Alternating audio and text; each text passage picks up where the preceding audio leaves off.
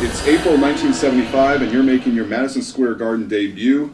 This is an event that was actually on HBO as well, which was very new at the time. You wrestled El Olympico. Do you remember how you felt wrestling at the Garden for the first time? Well, I was in the Garden because of Los Angeles TV was out there, the Spanish network, so they played the Los Angeles wrestling, and I was the America's champion out there. So they brought me in, and I wrestled this El Olympico guy, but you can't have a mask back then in New York, so they made him cut his face out like that.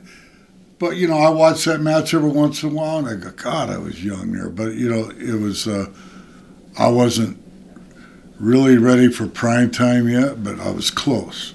You know, I was close. I'd been wrestling 4 years, I think, by then, and I just,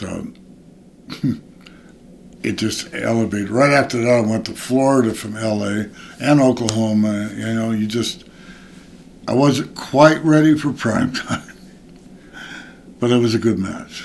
Was this the first experience you had meeting Vince McMahon Sr., or had you met him before? No, it was the first experience meeting him, met the kid. You know, so it was a good. Then I came back again to Madison Square Garden and wrestled Victor Rivera, who was was a big star in LA too. So it was a good experience. Good experience being in New York and everything.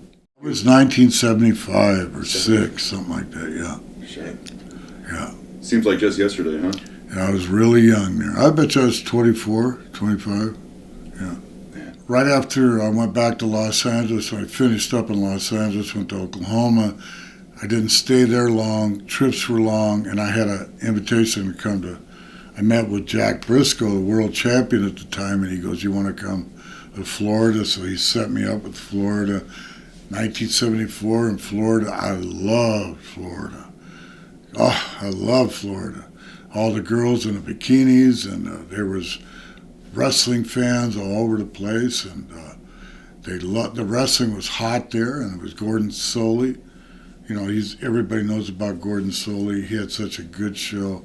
They had such good ratings, and you had Miami, Jacksonville, Daytona Beach. You had Tampa, St. Pete. What a great territory! What a great territory. After that, I went into Charlotte, and my dad had the plane crash, and he wasn't going to be able to wrestle anymore. He's lucky to be alive, and they kept calling me, and I was having such a good time in Florida. They kept calling me, "We want you to come up here," and I'm thinking, Johnny Valentine, I got to try to fill my dad's shoes.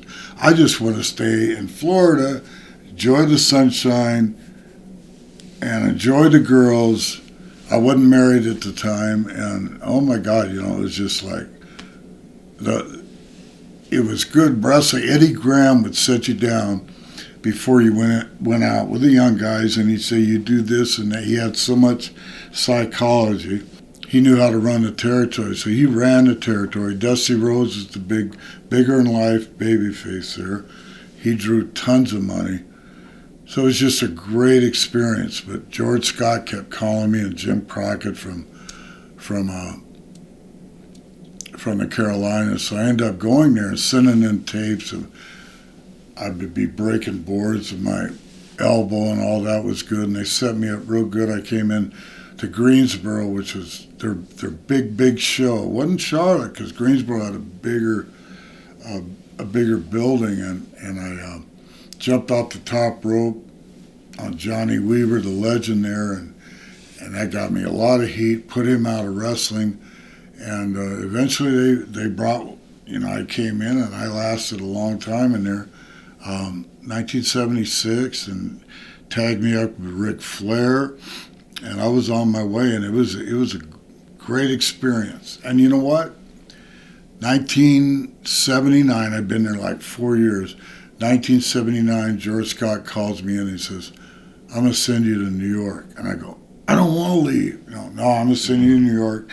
They need talent up there, and they're very interested in you. So I went there, and and the rest is history. New York was awesome to me. Madison Square Garden, coming back in the main event with the figure four leg lock. Vince McMahon Sr.'s the one that told me and more or less taught me, not teach me, but he had guys in the back teaching me how to put the figure four on it. I never used it.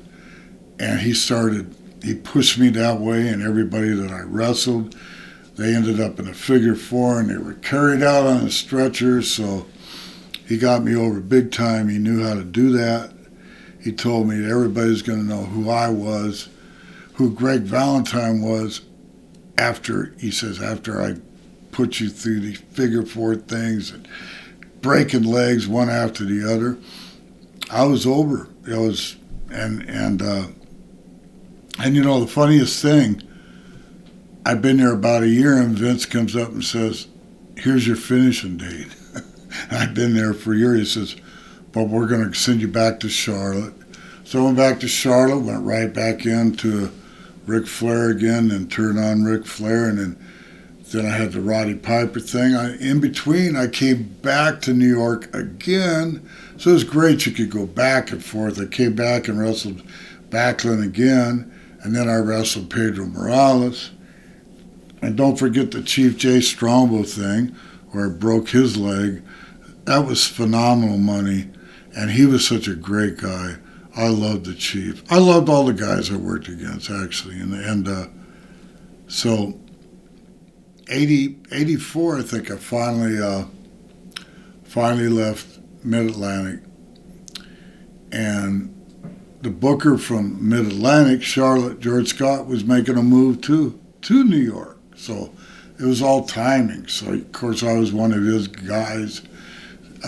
He brought Steamboat in. He brought a lot of different people. And the landscape of New York was, you know, eventually, way back in the late 70s, you know, it was pulling hair and sticking fingers in the eye. It wasn't wrestling, and the Garden wasn't selling out. It was just stupid wrestling they were doing. So they brought all these guys in from the South and different places, and guys that could wrestle, work, entertain, and make it believable. And Piper came in right after me. You know, the rest is history. Just WrestleMania 1.